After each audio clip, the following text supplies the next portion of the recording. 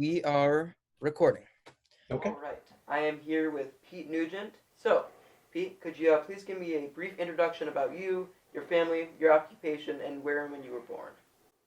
Okay. Well, we'll start with I was born in 1965 at Paul Oliver, Frankfurt.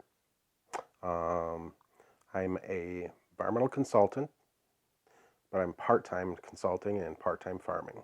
I'm Matt Olson. I live right here in Benzonia, in the village of Benzonia, Northwest Lower Michigan, and I'm the superintendent of Benzie County Central Schools. My name is Lucy Straubel, as you mentioned. I am a senior, and I am from Beulah, Michigan. James Priest. I actually born and raised in Benzie County, graduated from Benzie Central High School. Actually live less than a half mile from here. You know, as I mentioned, my name was Pepper and I became famous. My name is Corey Beckler, a high school and middle school art teacher here at Benzie Central Community Schools, coach volleyball and basketball, local artist. The Remembering Benzie Oral History Project was not just for archival purposes, for these oral histories to be archived for later generations, but it was also for to get some young people out in the community and asking other people to share their stories and their lessons to the community, and also to learn new skills about some of the technology to capture these oral histories as well. And through this project, I've learned a lot, but I was also able to interview a lot of different people.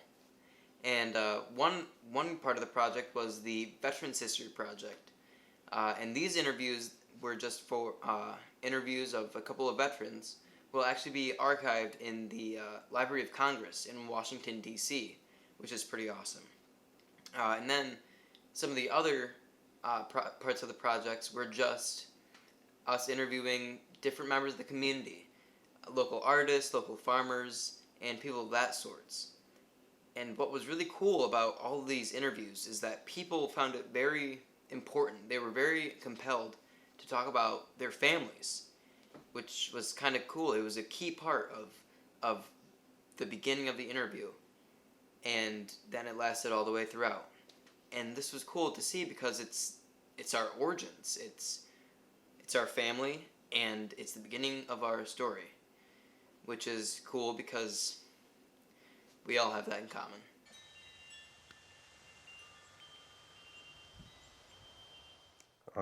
I'm the youngest of 5 children in our family, and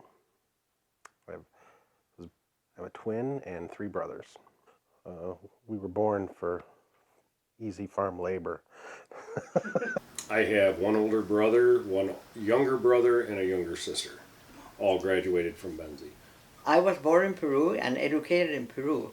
When I came to this country, I was already a doctor, I was already a surgeon, and I came for further training and also kind of a kind of romantic story. I was coming to marry a beautiful American girl that I met in Peru, but I was from the United States. My mom gave me that willingness to always strive and achieve and work hard. It was that teacher thing of C's are not good enough, try to get a B or an A. My dad was always the one that said, cool, you want a couch in your room, go build it. Take the tractor out in the woods and knock down a tree and you can use that. It was always that creative, what can you make out of this? What can you make out of that? My parents were, my dad was a farmer. He was born and raised a farmer. My mom was a housewife, so she was all a team raising kids and growing apples and cherries. So they inspired me because I liked their lifestyle. My grandfather, his name was Ralph Bentley. As a kid growing up, I used to listen to his stories about the 82nd Airborne, all the hoo-ah stuff that he used to do. Had an older cousin who was in the Marine Corps. So decided to follow my grandfather's footsteps and go into the Army. It ended up being that my older brother and I were stationed at the same place, the 101st Airborne Division. And we actually had a cousin that showed up there later on, so we had like a small family reunion Right. going on over there. It was a terrible family situation, you know. As a matter of fact, when I was going to leave to Vietnam, my wife was 8 months pregnant. And I begged the Army to let me stay here for a couple of months. And I said, you know, I'm willing to spend my time in the Army, but and say, no, this is not the Boy Scouts, you know, this is the Army, and we need you there, and you have to go. So I had to go. So it was very difficult. And my son was born when I was in Vietnam. And that was some kind of a very interesting, a very happy situation for me to learn that he was born, but also very sadly because I wasn't there. My wife and my mom knew I was coming home, and they picked me up at the Traverse City Airport, and my daughters were at home chilling watching TV, and I snuck in the back door while I forgot my wife had gotten a dog while I was gone. It's a little ankle biter, and he'd never seen me before, so he's flipping out when I snuck through the back door, and they come to the kitchen to see what the dog was barking about, and the waterworks. Coming back home was terrific to see my family. My son was already 11 months old. It was a wonderful family situation. I took my plane to go to back home to see my son. So the date was January 31st. And I arrived to Appleton, Wisconsin, and there was my wife and my son. I think that was the beginning of my broken heart healing. And I have the blessing that I have a wonderful family. My wife was very, very supportive in all my career. I have 3 children. Michael, who was born when I was in Vietnam, and then Elizabeth, who is now also a doctor now, and Allison, the youngest, which is also a social worker. 2020 will always be remembered for the COVID-19 pandemic that spread all across the world. And in early spring of 2020, it really got bad in the United States. And so everything changed. Our society changed. And with this change, the Remembering Benzie Oral History Project had to change. And so we kind of switched things up. Instead of doing face-to-face interviews with just local members of the community, we decided to do Zoom interviews over the computer and the internet with staff and students from Benzie Central High School. And so this was interesting because we got to hear a lot about their side of the pandemic and what they felt and what they were doing. But it was also cool to see because those interviews still also focus on family. And so that was cool to see because there's a lot more that they could have talked about with a worldwide pandemic, but they still focused a lot about family. So family-wise, you know, it's funny. I remember very early on in this was when we had our most trouble with my kids. Like the kids in the beginning, I think all of them kind of had a moment of, I hesitate to call it a meltdown. That makes it sound really negative, but they all had a moment of clarity where they emotionally just kind of broke down, you know, and said, and were just frustrated, angry, sad, all that. But it happened pretty early on. And once that happened and all of us kind of got that out of our system, that frustration, that anger, all those emotions, we kind of shifted into the next gear of, okay, so this is where we are. And it's actually gone really pretty well. Like we've gotten closer. We've spent more time together.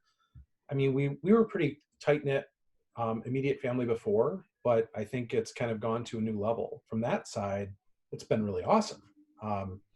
You know, so I'd say that it's just a matter of we spend a lot more time together, and it hasn't.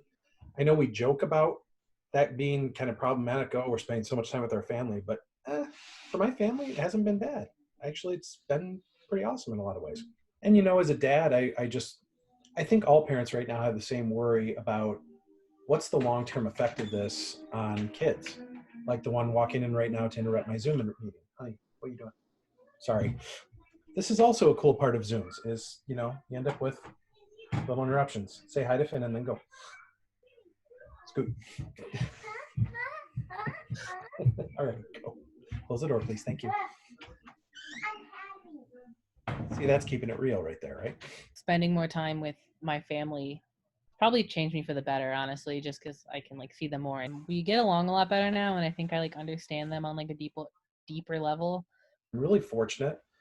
I've got, I don't say this in a braggart way. But it's the truth. I've got an amazing wife who I am really close with. I don't have that stereotypical marriage where like the husband and wife snipe at each other. That's just not us. I like spending time with her, and so this has been good. And the same thing with my kids. We're not a perfect family and we have our issues, but the more time has been appreciated and helpful and really kind of nice in some ways. All in all, this project has meant a great deal to me. It was such an awesome experience. I mean, it was such a cool collection of interns and friends and trainers and mentors and just people with such amazing stories and lessons to tell everyone, and the future generations as well. And for us to be able to record it using high video and sound quality was just amazing. I mean, and if there's one thing that I'll always remember about this project, it'll be the people and the families and them and the stories that they can tell and their experiences that now make up our awesome community of Benzie. And so it's really cool to see, because it's what the whole project was about, is capturing the people, capturing the heart of the community. So it was really great to see. In one word, describe what Benzie County means to you. Family.